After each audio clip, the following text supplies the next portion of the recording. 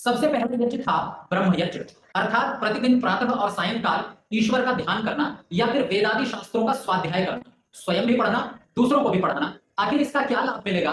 तो ऋषि दयानंद सरस्वती जी कहते हैं, इन 5 महायज्ञों का फल यह है कि ब्रह्म यज्ञ के करने से विद्या, शिक्षा, धर्म, सभ्यता की वृद्धि होती है। जब मैं एकांत में प्रातःकाल या सायंकाल ध्यान संध्या करता हूं तो मेरे अंदर विद्या बढ़ती है, मुझे चीजें स्पष्ट होनी प्रारंभ हो जाती हैं।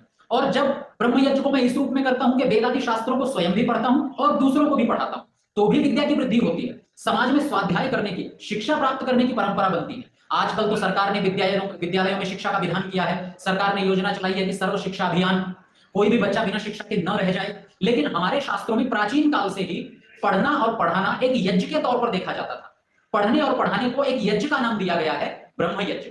सोचिए, हम जिस धार्मिक क्रियाओं को केवल पाखंड या अंधविश्वास से जोड़ते चले आए हैं।